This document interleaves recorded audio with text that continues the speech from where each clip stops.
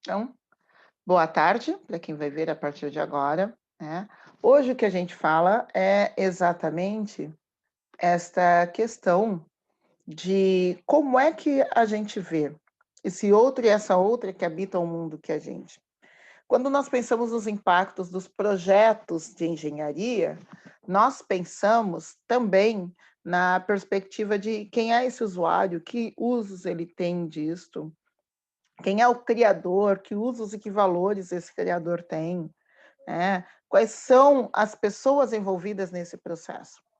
Hoje nós vamos pensar um pouco sobre estas questões que são pessoais, né?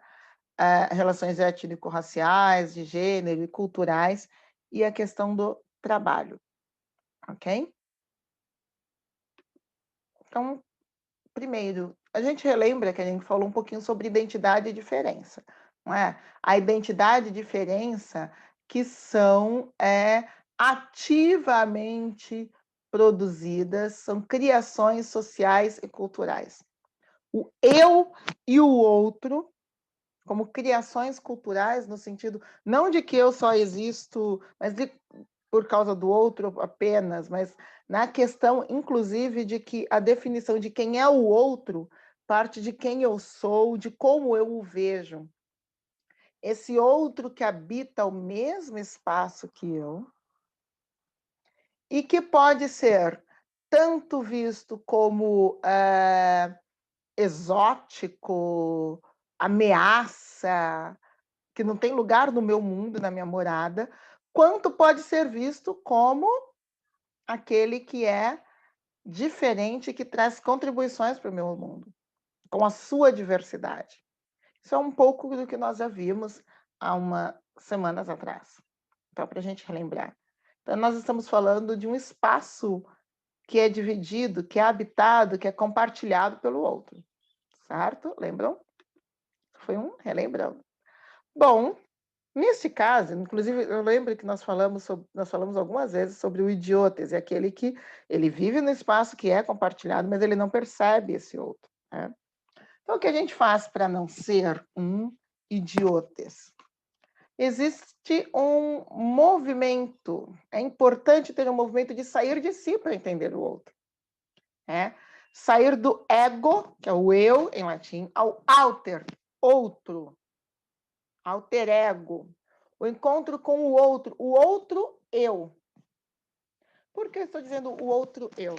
Buber tem e eu já mencionei, o filósofo Martin Buber tem uma obra chamada Eu e Tu, em que ele fala que nós temos duas formas de nos relacionarmos com o mundo. Como os objetos ao nosso redor podem ser um isso, como um isso, né? Lembra que eu falei? Objetos eu uso, eu disponho deles, se está gasto, eu posso trocar por outro, se eu não gosto, enfim, por alguma coisa, é um objeto, é um isso.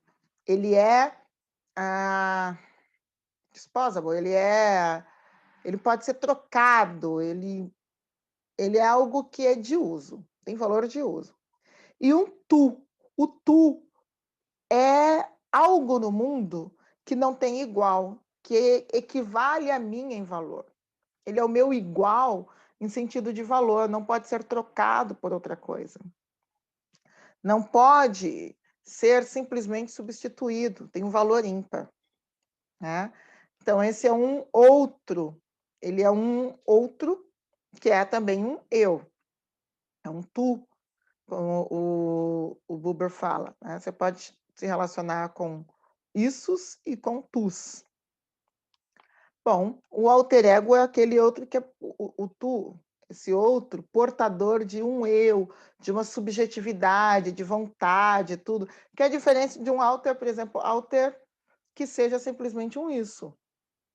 Alter ego é um outro eu, é um outro portador de subjetividade, de vontade, de desejo.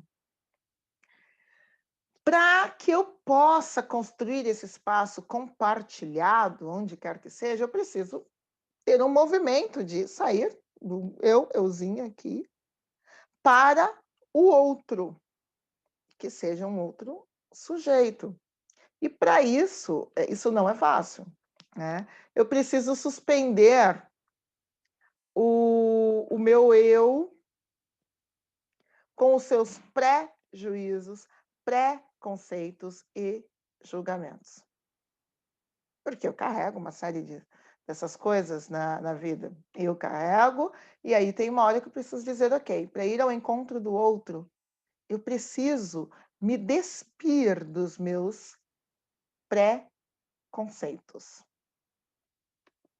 Isso é uma das primeiras coisas. Por quê? Para construir uma comunidade, uma sociedade, e não apenas uma massa. A Edith Stein, ela faz uma diferença entre comunidade, massa e sociedade. Esse espaço habitado por mim e pelo outro pode ser tanto comunidade, quanto massa, quanto sociedade. Depende dos tipos de relacionamentos que são tecidos aqui. A comunidade, ela é uma vivência orgânica de sujeitos que são iguais e interdependentes. São sujeitos, todos têm seus desejos, suas vontades, têm direito à sua diferença, são diversos, né? Mas que entendem que aquilo que fazem incide na vida do outro e o que o outro faz incide na sua vida. Isso é uma comunidade. Então, existe uma interpessoalidade, uma abertura dialógica, ou seja, abertura para o diálogo com o outro, para que a gente possa decidir os rumos comuns da nossa comunidade. Existe uma cultura compartilhada aqui. Sociedade já é uma coisa mais funcional. Então, a sociedade tem relacionamentos em torno de objetivos pré-definidos, de função, utilidade e acerto. Uma empresa, por exemplo, muitas vezes ela é uma sociedade, todos estão ali, existe um objetivo definido, você recebe os valores da empresa, você tem as suas funções definidas, o IF pode ser uma sociedade. Agora existe a massa. A massa é a coleção de indivíduos que não percebem um ao outro. Eu pus aqui três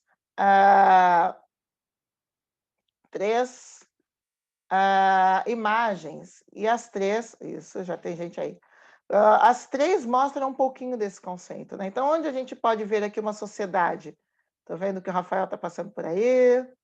Rafael, uma imagem que nos lembra uma sociedade aqui. Sociedade.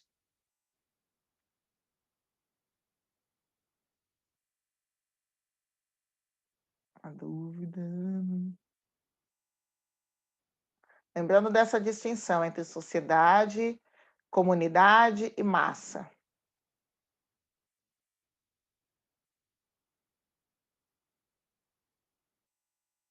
Sociedade. É. Aqui a gente tem um conjunto que reúne piloto, copiloto, uma equipe numa cabine de um avião. Existe um objetivo muito bem definido aqui, que é levar esses passageiros com conforto e segurança até o seu lugar. Então, essas pessoas estão reunidas a partir de objetivo bem definido, de função, de utilidade. Então, o piloto tem uma função, o comissário tem uma função, o copiloto tem outra função. Isso aqui é uma sociedade que foi feita e não interessa o quanto um gosta do outro. Aqui o importante é vamos trabalhar juntos, né? Comunidade. O que a gente tem aqui que seria uma mostra de comunidade? Essa vivência orgânica, dialógica, interpessoalidade, de cultura compartilhada. Que é a figura clássica do Ubuntu. E aí, massa ficou fácil, né? Aqui é a 25 de março, em um dia, acho que é véspera de Natal, em uma véspera de Natal. É aquilo, você tem muita gente. Ninguém tem a mínima ideia de quem está do seu lado. Ninguém tem a mínima ideia das histórias que estão do seu lado. É simplesmente habitar o mesmo espaço, muitas vezes passando por cima do outro, sem ter a mínima noção de quem é ou quem deixa de ser este outro que habita esse espaço. Ok? Aqui. Tava... Gente, no meio da pandemia, sério, Leonardo? Assustador. Meu Deus. É um exemplo interessantíssimo, porque na massa eu não me preocupo com o outro, mas eu não percebo que o outro me afeta. Então você pensa que em termos de pandemia, quer dizer, eu vou lá porque eu quero comprar. Eu quero comprar. E no final das contas, sem essa percepção do outro que partilha o espaço comigo, eu não sei quem ele é, eu não sei se ele carrega o vírus ou não, ele não sabe se eu carrego ou não, a gente tem uma via que afeta a todos. É, idiotas, exatamente, Leonardo. Aqui tem uma coleção, né?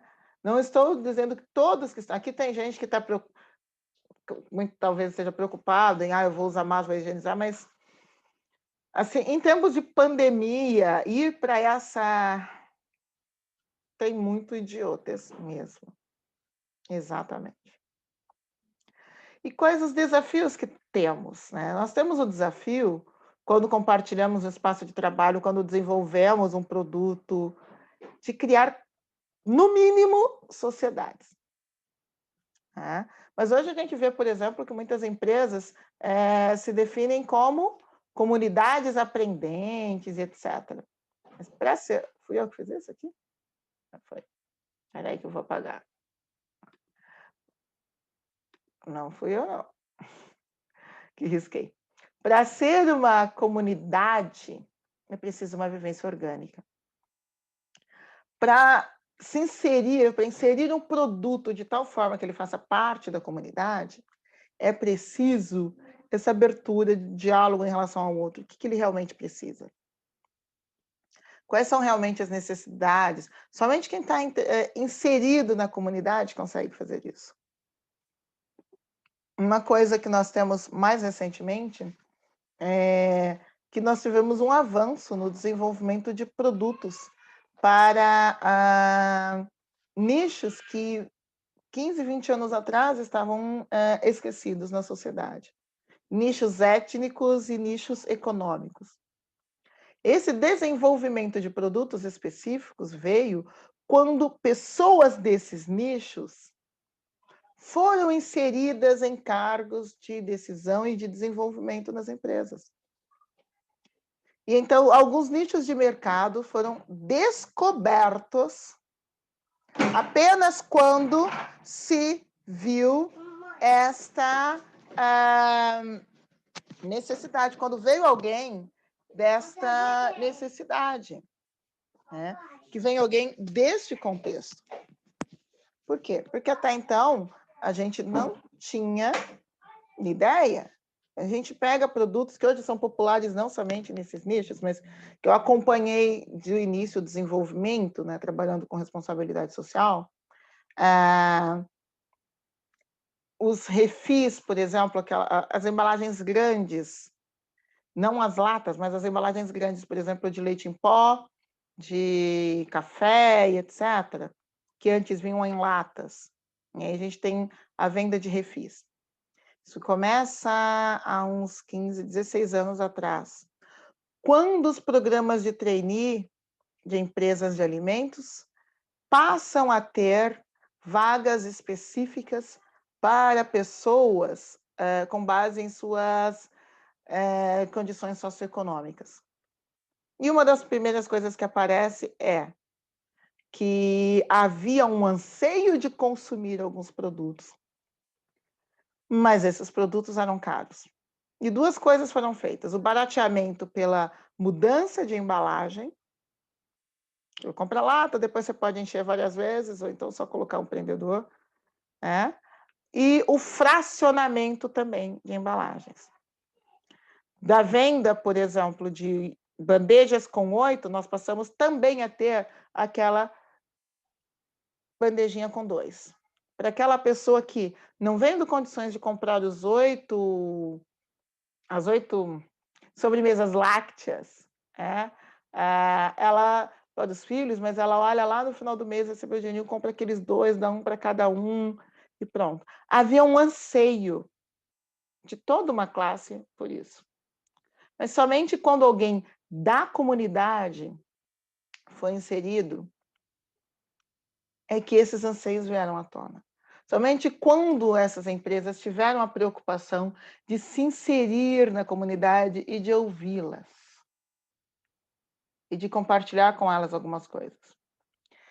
Na época, a venda de produtos com refis, o refil de como que eu falo? Café solúvel, eu não estou querendo falar marcas, não estou querendo dar ideia das marcas que eu acompanhei.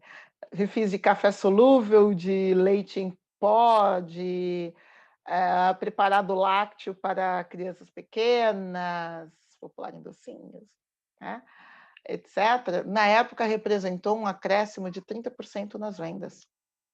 Por ouvir, por inserir, por se inserir na comunidade. E se inserir através desse ato de nós vamos reservar vagas para eles. Né? Deixando, passando a buscar ir além de ser uma sociedade. É um exemplo de como pode haver lucro, inclusive quando somos uma comunidade. Também é possível ter relações de ganha-ganha. Né? E não, já isso não acontece quando eu vejo apenas o outro como massa. Eu não o percebo como indivíduo, eu crio um produto, eu desenvolvo, eu não tenho ideia de como ele vai usar, de por que ele vai usar. E depois eu me vejo com problemas sérios de porque ele foi usado da forma que eu não devia e tudo mais, e eu não previ porque eu não me preocupei com esse outro, que é o usuário do meu produto. Né? Mas nós temos esses 3 estágios. A Edith Stein é que fala sobre essas diferenças. É uma filósofa judia que foi martirizada, né, que foi morta nos campos de concentração. A Edith Stein, ela é uma filósofa judia que se tornou freira, e eu não lembro o nome que ela adotou, mas ela é santa para a Igreja Católica, ela é canonizada. Só não lembro o nome dela como santa, ok? Curiosidade sobre ela, que fala tanto e não ser percebido, né? Ela também fala sobre empatia. Eu vou aqui a Edith Stein, vou pesquisar o nome dela. Edith Stein, ela vai trabalhar, então, a partir ela é Santa Teresa Benedita da Cruz, tá?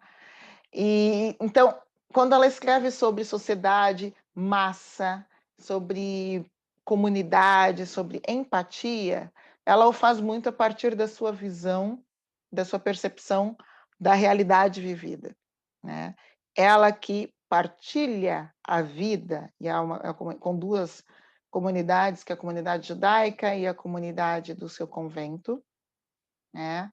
Ela que vê como uma população pode se tornar massa e ser levada a perpetrar coisas terríveis, mas que mesmo estando numa situação limite, ela foi prisioneira de campo de concentração e morreu ali, né? Mesmo numa situação limite, ela fala sobre empatia. A empatia como uma forma de incorporar a experiência do outro de forma intencional. Como é que eu vou me relacionar com esse outro que habita o meu espaço? Não basta apenas olhar e constatar que ele está ali. Eu preciso, e aí tem uma expressão em inglês, acho que tem em português também, que significa calçar os sapatos do outro. Calçar os sapatos do outro. Eu preciso viver a experiência do outro, calçar esses sapatos do outro, para ter uma relação de fato que é vivida entre iguais. Aí eu saio do ego ao alter ego. E para isso eu preciso suspender juízos, preconceitos e etc. Simplesmente olhar como é que esse outro, que essa outra habita o mundo comigo. Como é a vida dele, como é a vida dela. A gente tem interessante que a gente já teve alguns reality shows sobre, por exemplo, sobre a partilha de essa troca de papéis. A gente tem essa troca de papéis, ela é muito comum nos filmes e também nos reality shows. Nos filmes a gente tem os clássicos, né? Ou tem um clássico brasileiro que é o seu Fosse Você 1 e 2, em que se trabalha com essa questão da troca de gênero, né? Não sei quem já assistiu o Se Eu Fosse Você 1 e Se Eu Fosse Você 2. Para quem vai lembrar de Sessão da Tarde, uma hora dessa, e lembrar dos tempos de adolescência, o Sexta-feira Muito Louca coloca essa questão intergeracional, né? Mãe e filha trocando de lugar, né? Cadê o povo aí que não que um dia já teve tardes livres e assistiu Sessão da Tarde? Aí lembra de Sexta-feira Muito Louca, né? Olha só, alguém aí tá lembrando. Uau! Saudade, porque hoje tem aula de ética no meio da tarde. É. Ó, hoje não dá. Tem prova.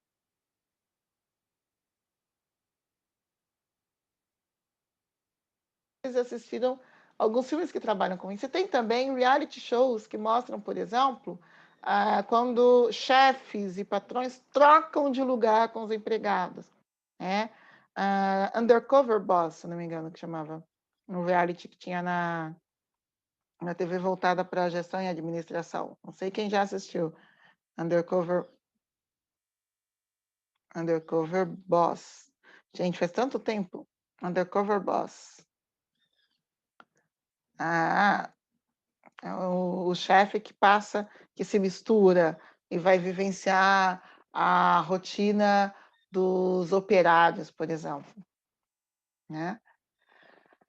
A Edith Stein está falando da gente ter experiências de ir até o outro, de assumir esse lugar, de olhar com os olhos do outro e da outra, de sentir como ele ou como ela sente, para compreendê-lo, para compreendê-la. Tá? Isto é empatia. Empatia. Ok? Habermas, também falando sobre a questão de como eu saio de mim, do eu para o outro, ele tem uma obra que se chama A Razão Comunicativa, né?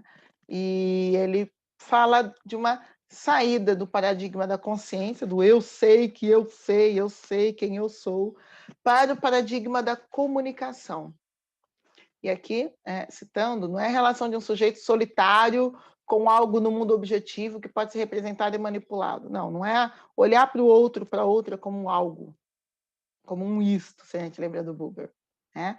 Mas essa relação intersubjetiva, que sujeitos que falam, atuam, assumem quando buscam entendimento entre si sobre algo.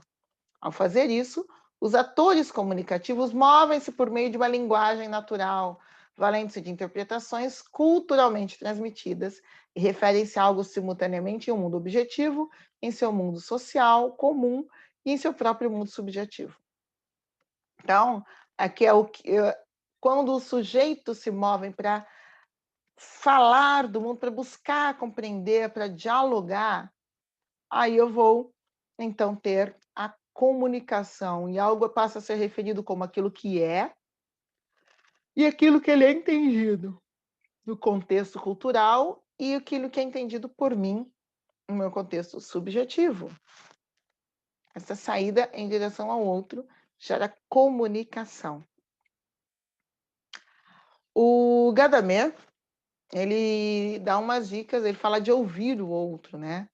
Diz que quem não ouve ou ouve mal, que permanentemente se escuta a si mesmo, sabe? A pessoa que só se ouve a si mesmo, não ouve ninguém. É o perfeito idiotas, né? Aquele cujo ouvido está, por assim dizer, cheio de alento, que constantemente se infunde a si mesmo ao seguir seus impulsos e interesses, não é capaz de ouvir o outro. Se eu olho somente para mim, eu me vejo, eu me escuto, eu falo o tempo todo, adoro minha própria voz, não dá. Né? Ouvir o outro é a verdadeira e própria elevação do ser humano à humanidade. É olhar para o outro, e aí eu faço como? Eu vou ter que interpretar, porque todo esse processo de ouvir é um processo de interpretação. Existe o que o outro diz e existe aquilo que eu entendo que o outro diz. Existe o que o outro necessita e o que eu entendo que ele necessita. Existe o que ele fala que necessita, o que ele necessita de fato, o que eu entendo que ele necessita e o que eu entendo do que ele fala que necessita. Complicado? Bom, por quê? Por causa da interpretação, né? Então, o HDMI ele propõe uma hermenêutica da escuta do outro. Hermenêutica por quê? Porque a hermenêutica vem de interpretação. Interpretação a partir do quê? Das informações previamente absorvidas ao longo da história. Quando eu vejo um objeto, eu vejo esse objeto de acordo com as informações que eu tenho ao longo da história sobre ele, né? Então, ele vai sempre ser referenciado a partir de algo que eu já sei. Quando eu desenvolvo um produto, eu preciso pensar como é que este usuário vai interpretar o produto, a partir das informações que ele tem.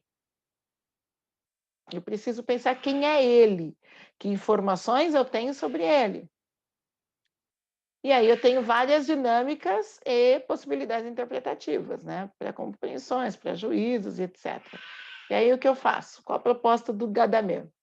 Observar a partir de outros conhecimentos aquela situação.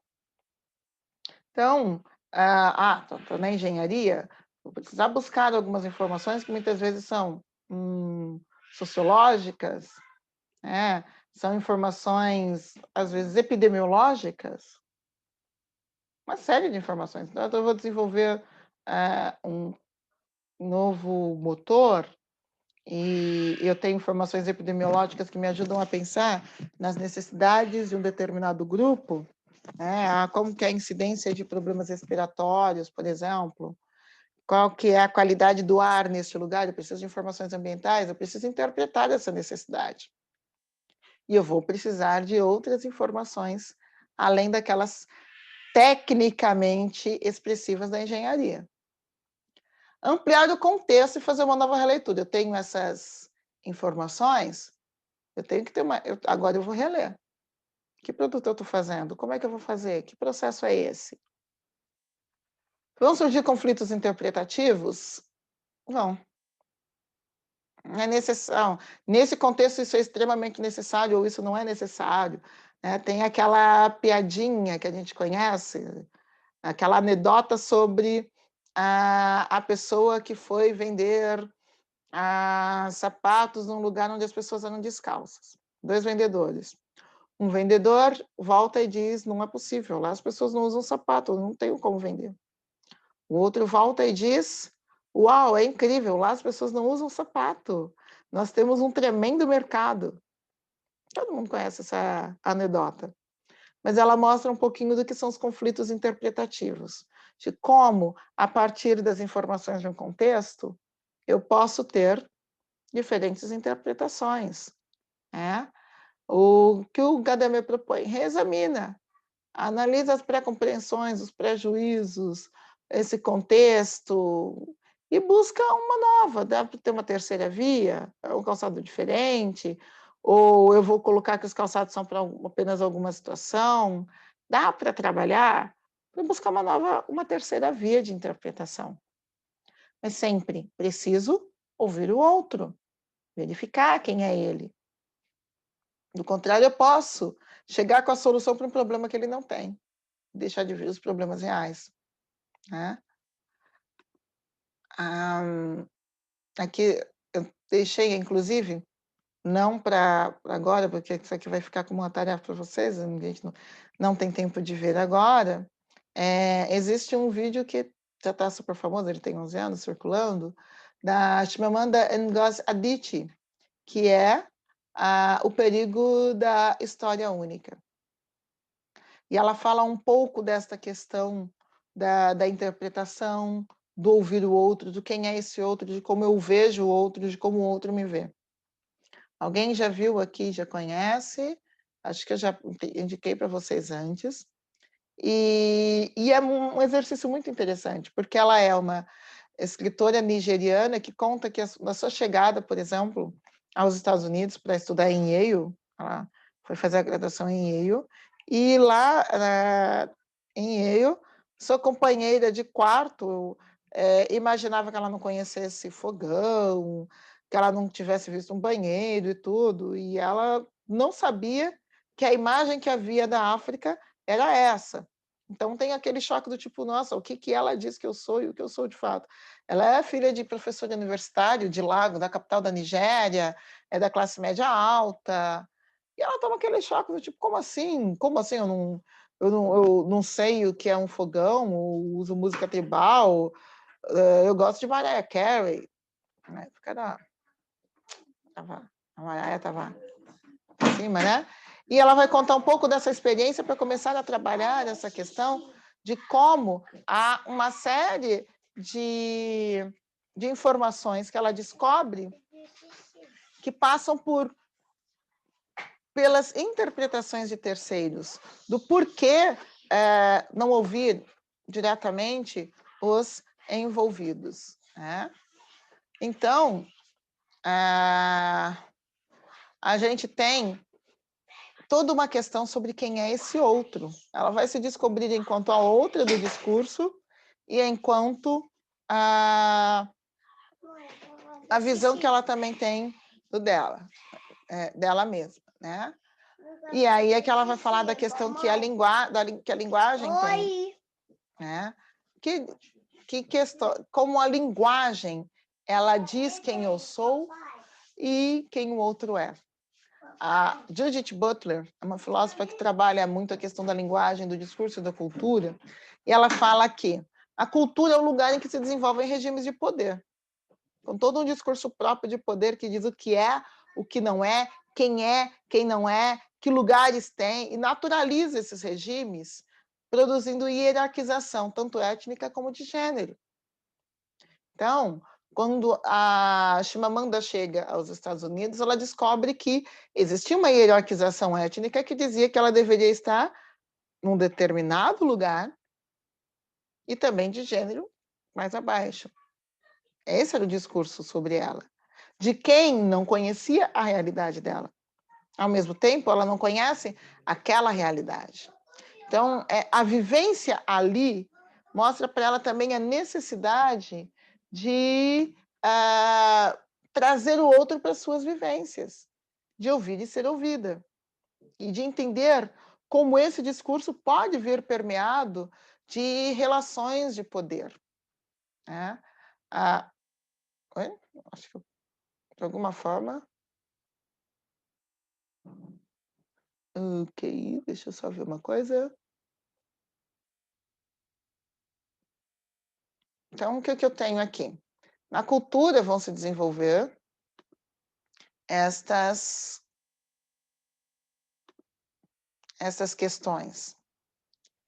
Mergulhar no mundo do outro é ir além da própria cultura,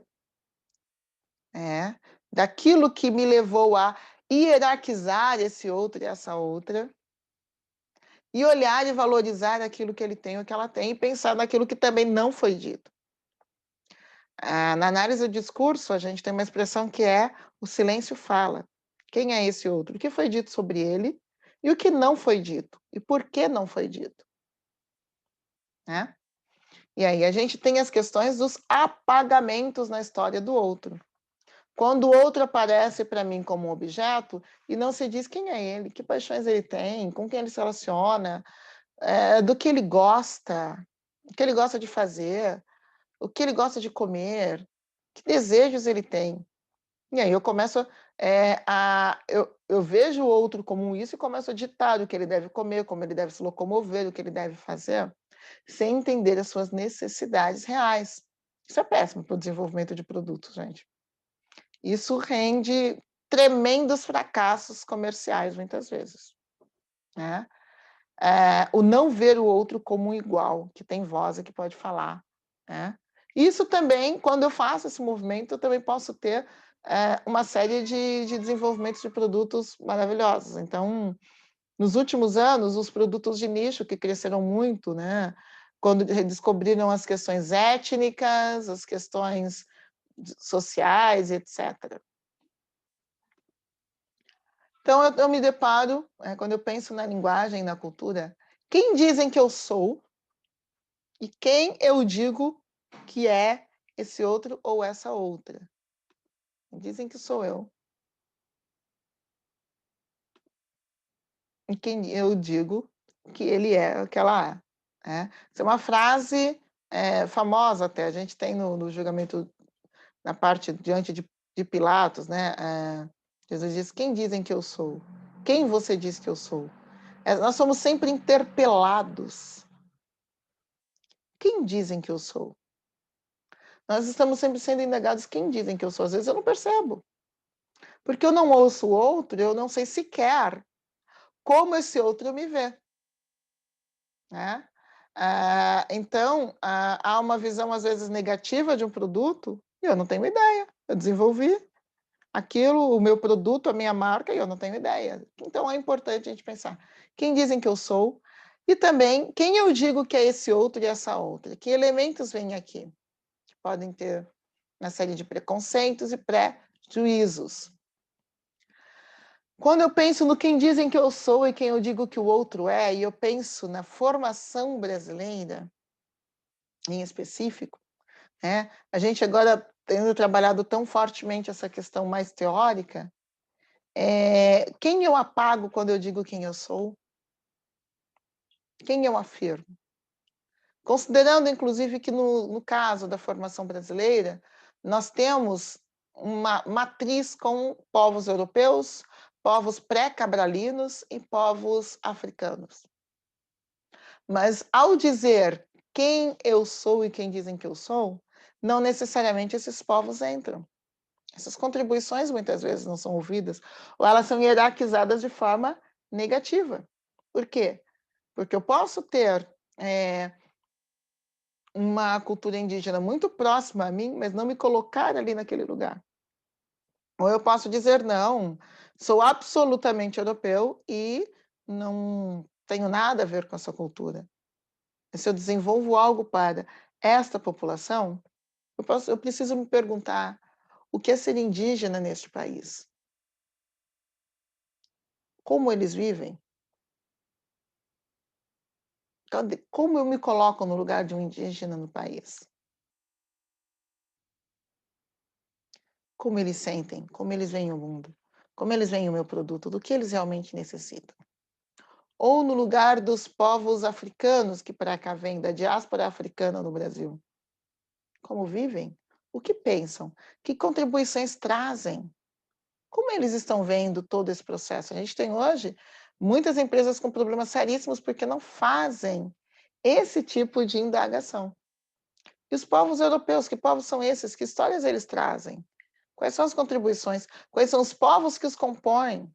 E aí a gente tem, né, a gente não vai assistir, mas eu indico a série O Povo Brasileiro, do Darcy Ribeiro, tanto o livro quanto a série, né, em que, em especial, a gente tem, então, aqui a indicação de livro e documentário. Para o caso de um dia que vocês tenham O Povo Brasileiro. Especialmente matriz tupi, matriz lusa e matriz africana. Ok? Tá ali, tá no chat, tá indicadinho. Pra gente pensar melhor aquilo que eu estou falando aqui. Né? Mas povos europeus, povos pré-cabralinos e povos africanos vão constituir um povo que, pelas relações como se dá essa constituição, é um povo que vive da negação da própria identidade, que não se coloca muitas vezes no lugar dos próprios antepassados, ou que precisa inventar um antepassado distante, como os vikings.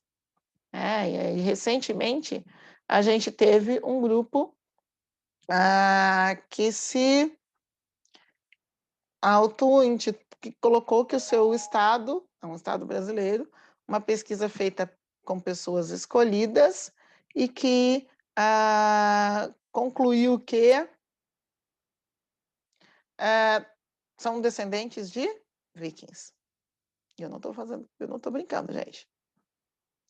Não estou brincando. Vikings. Como assim? Olha as bolas. Por quê? Esse grupo fez um grupo de, acho que umas 30 e poucas pessoas, fez um uma análise de DNA, e entre os vários elementos, hã, de indígenas, elementos africanos, elementos lusitanos e etcétera, há alguns elementos que são associados, alguns elementos genéticos associados a povos vikings. E aí a gente pensa, pô, Portugal, Europa, havia uma relação aqui entre os povos, e num determinado momento, claro, a gente vai ter algum tipo de troca genética entre esses povos.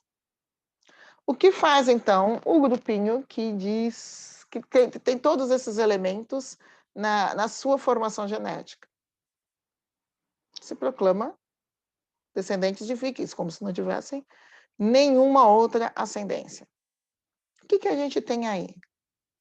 Um apagamento do outro, o apagamento dos elementos indígenas, africanos e até mesmo lusitanos na sua constituição, né? Não sei quem chegou a ver isso, acho que uns 2 meses atrás na mídia, foi 2, 3 meses atrás, acabou saindo bastante, de um estado brasileiro que se dizia descendente de vikings, a partir desse estudo de um jornalista. Alguém chegou a ver? Pois bem, apagamento do outro, o apagamento do outro apaga a sua voz e não o deixa falar. E para compreender quem nós somos e quem é esse outro, para ter esse movimento de ir ao encontro do outro, de empatia, a gente começa a trabalhar quem nós somos enquanto povo, inclusive, né? Enquanto povo brasileiro. Então, aqui, deixa eu...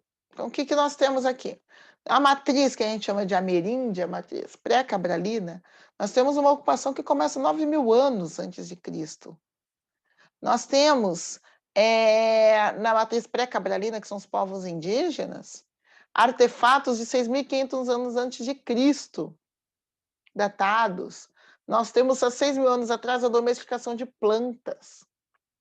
Nós temos florestas muito conhecidas hoje, como a floresta de araucárias, no Paraná, que é fruto de plantação.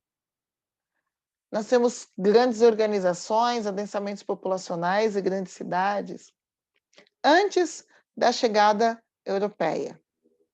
E nós temos um apagamento dessa memória a partir da chegada europeia, que conta uma história de um único ponto de vista, do ponto de vista de que não é da empatia, que não é de considerar o outro como um outro, como um alter ego, mas é considerar o outro como um isso.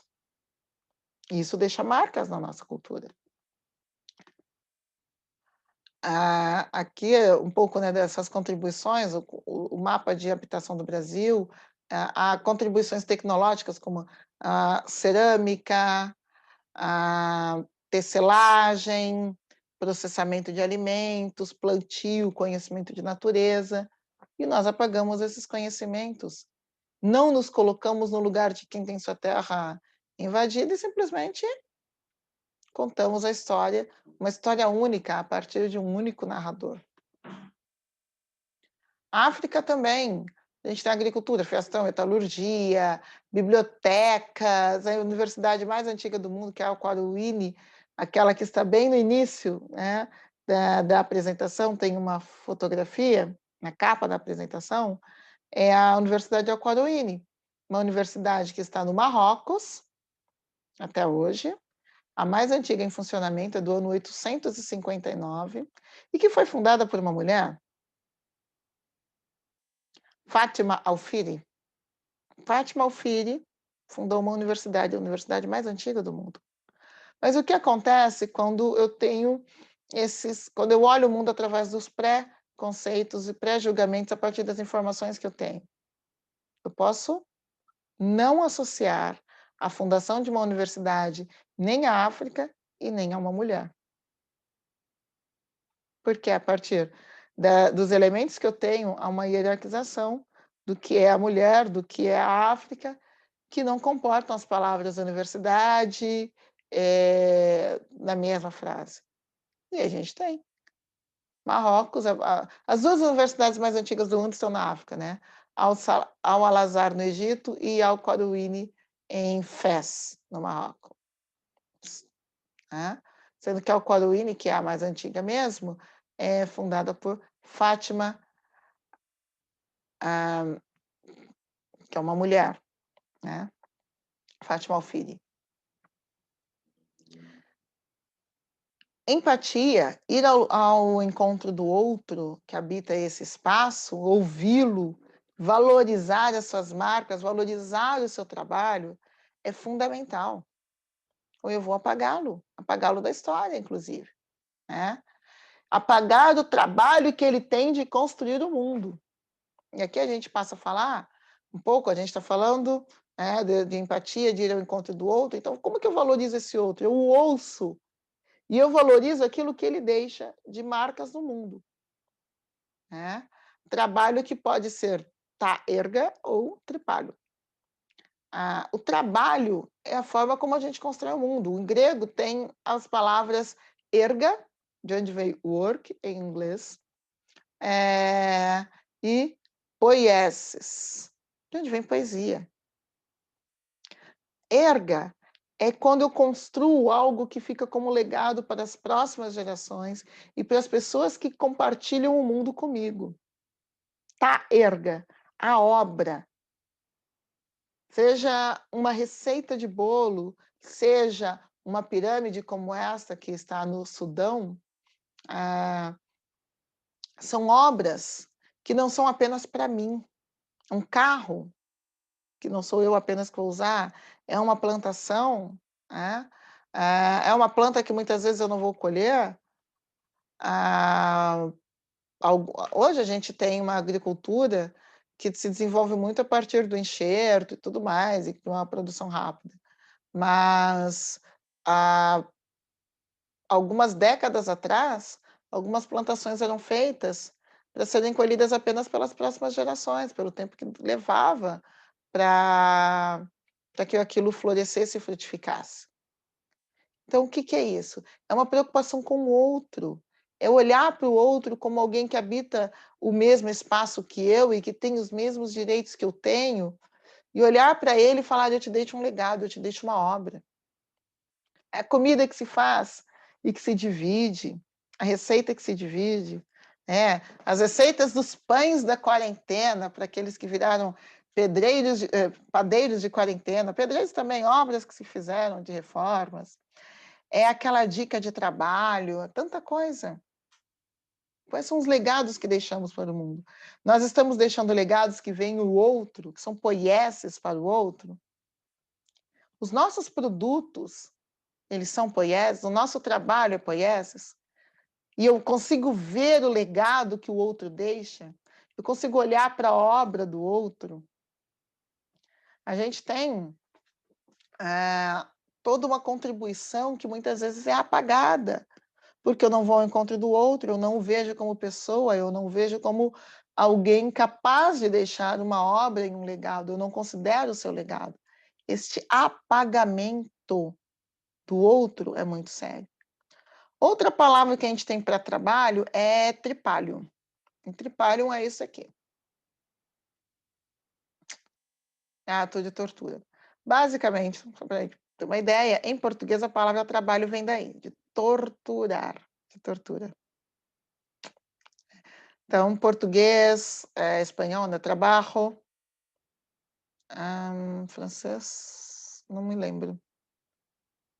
Italiano não, italiano é lavoro, lavorare.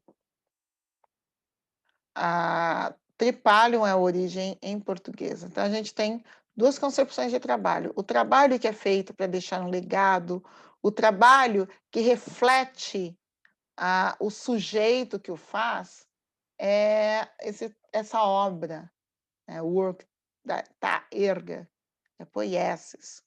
O trabalho que é feito simplesmente como uma tortura imposta, que é imposto por alguém, ele é tripalho. Então vale perguntar, né, se o que a gente faz é tripalium ou taerga. Aqui. Tudo bem aqui, gente? Todo mundo tão silencioso. Trabalho aqui a Hannah Arendt fala que ele corresponde à existência artificial do ser humano. Por quê? Porque a gente constrói um mundo artificial através do trabalho. O trabalho produz um mundo artificial e coisas nitidamente diferentes de qualquer ambiente natural. E ele empresta permanência e durabilidade ao tempo humano. Permanência e durabilidade por quê? Porque o trabalho continuará lá, mesmo quando eu não estiver. O carro desenvolvido por alguém, o motor novo desenvolvido por alguém, uma nova forma de produção, permanecem para além daquilo que eu posso controlar e fazer, né? Ainda a Hannah Arendt que diz que a tarefa e a grandeza dos mortais tem a ver com a capacidade de produzir coisas, obras e feitos e palavras que mereceriam pertencer, e pelo menos até certo ponto, pertencem à eternidade. De sorte que, através delas, os mortais, como eu e você, possam encontrar o seu lugar num cosmos onde tudo é imortal, exceto eles próprios. O trabalho nos dá imortalidade. Quando não reconhecemos o trabalho do outro, quando não vamos ao encontro do outro, quando não vemos os seus legados na história, nós matamos a imortalidade que ele lutou para conseguir. Né? É basicamente isso que acontece nos apagamentos. Bom, consegui hoje. Foi muito rápida. Bom, enfim, essas reflexões nos levam a pensar um pouquinho em quais são os outros que habitam o espaço comigo, nas contribuições que esse outro, que essa outra traz. Né? E nessa a atividade consiste em tentar sair um pouco das narrativas únicas, para compreender as contribuições, para ouvir um pouco outras vozes, né? E, a partir daí, tentar se colocar no lugar desse outro e dessa outra. Em específico, seriam as vozes femininas, africanas e ou indígenas. Como eles contribuem para a ciência, para a tecnologia e para a engenharia. Então, nós temos um vídeo da Chimamanda Ngozi Adichie, que eu já mencionei, é para vocês assistirem, e recuperar um pouco que narrativas a gente conhece sobre a história da ciência, tecnologia e engenharia. Tem vozes femininas, africanas, indígenas. O trabalho é pesquisar uma dessas contribuições, né, de uma mulher ou de alguém da África ou indígena, à história da ciência, da tecnologia e da engenharia. E é isto por hoje. Essa é a nossa tarefa.